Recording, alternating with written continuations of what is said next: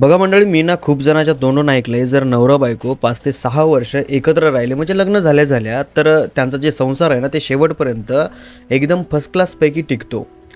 आणि काही लोक असेही म्हणलेले आहेत की बाबा लग्नाला किती जरी वर्ष झाले आणि जर दोघांच्या मनामध्ये जर काही खोट आली तर ते एका क्षणामध्ये सुद्धा तुटू शकतं. आता बघा, खोट येणं, काही प्रॉब्लेम्स होणं हे कशामुळे होतात? ज्या वेळेस आपल्या घरातली स्त्री किंवा आपल्या घरातला पुरुष त्याच्या मनामध्ये किंवा त्याला दुसरं कोणीतरी आकर्षित करत असेल, त्याच वेळेस घरामध्ये प्रॉब्लेम्स येऊ शकतात. जास्त करून जास्त केसेसमध्ये हीच प्रॉब्लेम येते आणि याच कारणामुळं खूप जणांची लग्नही तुटतात आणि खूप जणांचे जीवही जातात. तर आजसुद्धा आपल्याकडे एक अशीच घटना आहे आणि ही घटना एवढी भयानक आहे की ही वाचल्याच्या नंतर मला वाटलं, यार असं कसं माणूस करू शकल ना? किती जरी ब्रुटल असला तरी माणूस एवढा भयंकर विचार नाही करू शकत. तसं म्हणलं तर आपल्या या चॅनलवर खूप काही असे व्हिडिओज आहेत ज्या व्हिडिओजमध्ये खूप काही असे भयानक विचार केलेले आहेत आणि विचार झालेले सुद्धा आहेत. तर ही काय कोणती मोठी गोष्ट नाही आहे. पण कसं असतं ना, ह्या घटना सांगण्या पाठीमागचं जे तात्पर्य असतं ते तात्पर्य एवढंच असतं की बाबा, जर मनामध्ये कुठंतरी आपल्या तसल्या प्रकारचा काही विचार चलत असेल ना तर त्याला तिथंच थांबवा. आणि जर तुम्ही समोर गेला असाल ना तर तिथे तो तोडून टाकण्याची ताकदही ठेवा. कसं असतं, काही वेळासाठी आपल्याला वाटतं की आपण चुकीचं करत नाही आहे, आपण बरोबर आहोत, आपण खूप व्यवस्थित आहोत किंवा आपला जो आनंद आहे तो आपला आहे, दुसऱ्याला कशाला काय करायचं आहे. पण ती एकच गोष्ट 2 मिनिटाच्या आनंदासाठी खूप भयानक पद्धतीनं जीवावर सुद्धा उभी राहू शकते. तर एक महिला होती आणि एक पुरुष होता. दोघंजणं एकत्र लग्न करतात. महिला पुरुषच लग्न करतात, पुरुष पुरुष करत नाहीत, पुरुष करत नाहीत. केलेले आहेत 1-2 जणांनी, पण जास्त करून असंच होतं की एक महिला आणि एक पुरुष लग्न करतो.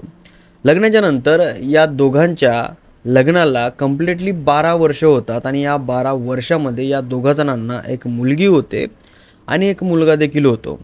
आता 2 लेकरं झाल्याच्या नंतर सगळ्या लोकांना वाटलं की बाबा यांच्यामध्ये जी बॉन्डिंग आहे ना ती एकदम परफेक्ट बसलेली आहे, एकदम चांगल्या पद्धतीनं ही दोघंजणं संसार करत आहेत. तो माणूस जातोय, कमावतोय, येतोय, परिवाराला खाऊ घालतोय, बायकोशी चांगलं बोलतोय, लेकराशी चांगलं बोलतोय, वादावाद नाही, काय नाही, सगळं काय सुरळीत होतं. पण ते म्हणतात ना की डोंगर जो असतो ना तो दुरूनच चांगला दिसतो, तसं यांच्या संसारामध्ये झालं. आता सगळ्यांना तर वाटत होतं की बाबा यांच्यामध्ये कुठली भांडणंही होत नाहीत, कुठला गैरसमजही होत नाही, कधी यांची वादावाद बाहेर आली नाही. पण यांच्या घरामध्ये काही अशा गोष्टी होत होत्या, त्या गोष्टी एवढ्या भयानक होत्या आणि त्या गोष्टीमुळंच या घरामधल्या एका पुरुषाचा जीव गेला, म्हणजे या माणसाचा जीव गेला. आणि एका दिवशी आसपास जे पण शेजारी असतात यांच्या घरामध्ये त्या शेजाऱ्यांचा मुलगा जातो लिंबू आणण्यासाठी. छोटेसे लिंब असतात ना, ते लिंबू आणण्यासाठी जातो. लिंब तोडण्यासाठी हात वर करतो, बघतो तर घरी समोर त्या सज्जाला बांधलेली एक दोरी होती आणि त्या दोरीला या माणसाचा मृतदेह लटकलेलं होतं. तो जोरात ओरडला, आजूबाजूच्यांना जमा केला, आजूबाजूचे आले, पोलिसांना फोन केला, पोलीस आली, पोलिसांनी पडताळणी केली. घरामध्ये बघितलं तर घरामध्ये कुणीच नव्हतं. मग नंतर जेव्हा पडताळणी केली त्यावेळेस त्याच्या वाईफला पकडण्यात आलं आणि तिला विचारण्यात आलं की तू कुठं गेली होती ज्याने तुझा नवरा मेला होता आणि तुला माहिती नाही का तुझा नवरा कसा मेलाय? हे म्हणली की नाही, मला माहिती नाही, मी तर बाजारामध्ये गेले होते, मी तर पाहुण्याच्या इथं गेले होते, अशी उत्तरं ती बदलत होती. आणि तेव्हाच पोलिसांना कळालं की बाबा जे काय केलेलं आहे ना ते हिनंच केलेलं आहे. पण ती सांगत होती की मी नव्हतीच, माझ्या नवऱ्याने सुसाईड केलेलं आहे, माझ्या नवऱ्याने असं केलं, माझ्या नवऱ्याने तसं केलं, इकडचे तिकडचे कारणं लावत होते. पण नंतर जेव्हा पोलिसांची सुंदरी बोलली ना त्यावेळेस ही सुंदरी बोलली की हा नेमकं कारण काय झालं होतं.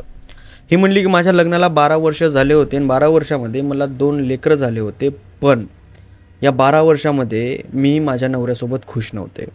मला तो जवळ आला की राग यायचा, मला त्याने अंगाला हात लावला की राग यायचा. या समाजाच्या भीतीने मी त्याच्यासोबत 12 वर्ष काढली आणि या 12 वर्षामध्ये मी त्याला 2 लेकरंही दिली. पण एक दिवस माझ्या जीवनामध्ये एक मुलगा आला, त्याच्यासोबत माझी बॉन्डिंग खूप चांगली जमली.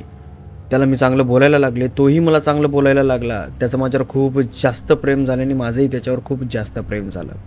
मग आम्ही दोघांनी ठरवलं की आम्ही दोघंजणं एकमेकासोबत राहायचं आणि आपलं रिलेशन चालू ठेवायचं. पण ही गोष्ट तिला तिच्या नवऱ्याला समजली आणि तिचा जो नवरा आहे तो तिला बोलायला लागला. नवरा तिला म्हणायला लागला की समाजामध्ये आपली इज्जत आहे, समाजामध्ये आपल्याला असं बघतात, तू असं का करतेस? झाकली मूठ 1.25 लाखाची, आत्ताही मी तुला काही बोलत नाही, त्याच्यासोबत संबंध तोडून टाक आणि आपण जसा संसार करायचो तशा पद्धतीनं तू संसार करायला सुरुवात कर. पण ती महिला म्हणली की नाही, मला तुझ्यासोबत राहायचंच नाही आहे, तू काहीही कर, मी राहणार तर त्याच्यासोबतच राहणार, मला तुझ्यासोबत राहायचंच नाही आहे. आता एक इमॅजिनेशन करा, जर कुणाची बायको त्याच्यासमोर दुसऱ्याचं नाव घेत असेल आणि त्याच्यासोबत राहण्याच्या काही गोष्टी करत असेल तर त्याला किती वाईट वाटत असेल. बघा, माणसाला ना सर्वात जास्त दुःख ना याच गोष्टीचं होतं की बाबा, आपल्या जवळ आपल्यासोबत राहणारी बायको तिनं जर प्रेझेंट लाईफमध्ये असं काही केलं असेल किंवा असं काही करत असेल आणि डायरेक्ट आपल्या तोंडावरती असं काही शब्द बोलत असेल तर त्याला जो त्रास होतो ना तो दुसरं कुणालाही होत नाही आणि त्याच्याएवढा त्रास या जगामध्ये दुसरं कुणालाही होत नाही. तसंच यालाही झालं. हा तिला बोलायला लागला, तू असंच करायलीस, तू असंच करायलीस, काय कमी होतं माझ्यामध्ये, काय नाही. ती सरळ म्हणायची का रे बाबा, मला तू आवडत नाही आहेस, विषय संपला. तू किती प्रेम केलं ना तरी मला प्रेम येतच नाही ना तुझ्यावर, तर मी कशी प्रेम करू तुझ्यावर. यांच्यामध्ये वादावाद व्हायला लागली. त्याच्यानंतर रोज वादावाद व्हायला लागली. एकदा दोनदा तिच्या नवऱ्याने तिला मारूनही पाहिलं तरीसुद्धा ती ऐकत नव्हती. मग एक दिवस तिचा नवरा तिला खूप जास्त बोलला आणि तिने ठरवलं की माझ्या प्रियकराला घेऊन याला संपवायचं आणि कायमची ही किरकिरी बंद करायची आणि त्याच्यानंतर निवांतपणे सुखाने आपण दोघंजण जगूयात. आता प्लॅनिंग कशी करायची, यांनी ठरवलं की बाबा एक दिवस माझा नवरा घरी जर आला तर मी तुला चोरून बोलवील, याला पहिले आपण धरू मारू आणि नंतर याला फासावर लटकून देऊ, जेणेकरून लोकांना वाटेल की याने आत्महत्या केलेली आहे. आणि त्यांनी जसा प्लॅन केला होता सेम त्याच पद्धतीने त्याला मारलं आणि त्याला तिथं घराच्या समोर त्या वरंड्याला लटकवून टाकलं. पण कसं असतं ना, वाईट काम केलेले कधीही लपत नाहीत, ते समोर येतातच. आणि बघा, या पूर्ण घटनेवरून एक गोष्ट समजते की ज्या लग्न झालेल्या स्त्रिया असतात त्यांना कळत नाही आहे की जे पण मुलं आहेत ना ते फक्त फायदा उचलण्याचा बघतात आणि यांना असं वाटतं की बाई बिन लग्नाचं पोरगं आहे, आपल्या प्रेमात पडे, आपल्यावर खूप जास्त प्रेम करतात. नाही यार, तुझ्यावर ते प्रेम नाही करत आहे, नाही करत तुझ्यावर बाई प्रेम. ते प्रेम करते फक्त आणि फक्त तुझ्या शरीरावर. ते जर तुझ्यावर प्रेम करत असला ना तर ते तुला सांगाल हे चुकीचं आहे, बरोबर नाही, तर थांबवायला पाहिजे, ते तोडून टाकल. फ्रेंडली बोलायचा काही विषय नाही आहे. आणि जरी तसं जरी झालं असतं ना, प्रेम जरी केलं असतं ना तर त्याने सरळ तुला सांगितलं असतं की बाई नको, तुझ्या नवऱ्याला कशाला मारायचं, त्याला मारल्याच्या नंतर जीवन बेकार होऊन जाईल, तू जेलमध्ये जाशील, मी जेलमध्ये जाईल. कसंही पण आता कधीमध्ये भेटायलो तर ते सुद्धा भेटणं होणार नाही. तर बाबा सोडा हे सगळा विषय. मला ना फक्त एक गोष्ट बोलायची की ज्या लग्न झालेल्या महिला आहेत, पुरुष आहेत, त्यांनी होता वस्तूवर ना स्वतःला कंट्रोल केलं पाहिजे. बाहेर ह्या गोष्टी चांगल्या नाही आहेत. ठीक आहे, लग्नाच्या अगोदर तुम्ही केलं काही विषय नाही आहे, चुका होतात, पण ह्या चुकीच्या गोष्टी आहेत आणि ह्या गोष्टी समजल्या पाहिजे आणि माणसाने तिथे थांबलंसुद्धा पाहिजे.